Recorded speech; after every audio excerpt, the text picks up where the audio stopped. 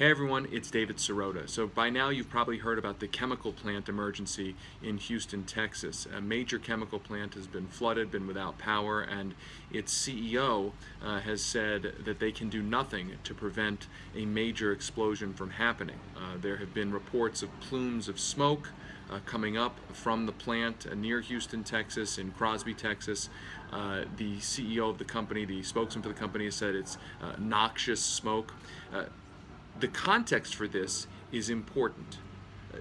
Very recently, the Congress and Donald Trump worked to get rid of and kill chemical plant safety rules that had been in the works. This is a big story that we broke today at International Business Times, that the company in question, a French company, lobbied the Environmental Protection Agency, basically contacting the EPA and criticizing the proposed chemical plant safety rules, which would have required stronger independent audits of chemical plant safety processes and how these plants are dealing with the hazardous chemicals that are under their control.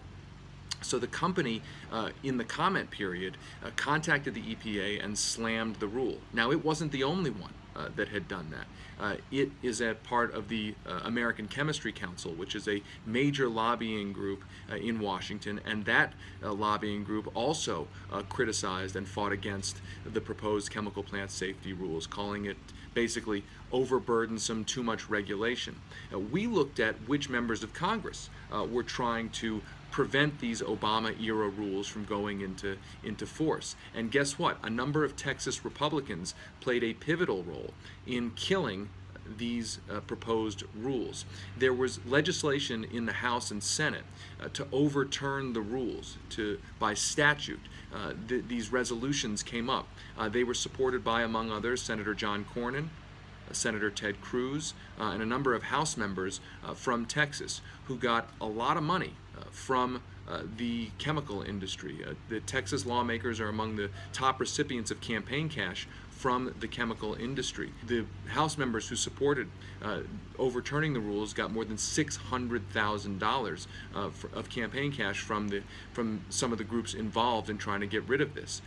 The lobbying over these rules was intense. Lobbying records show that ExxonMobil, Koch Industries, and a Saudi Arabian majority owned by the government, a Saudi chemical company, lobbied aggressively on the bills to overturn these rules. Also, Texas Attorney General Ken Paxton, who got $100,000 from the chemical industry, he wrote a letter to the EPA pushing the EPA to overturn these rules during the Obama administration, and that letter was supported by Scott Pruitt, who is now the EPA administrator. Well, guess what?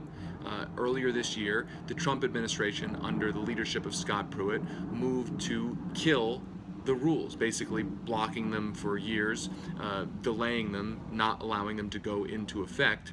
That happened in March. So again, in the lead up to this emergency in Texas, you had the company whose plant is at the center of the emergency pushing the EPA to back off the chemical plant safety rule. You had Texas Republican lawmakers pushing to stop the chemical plant safety rule from going into effect.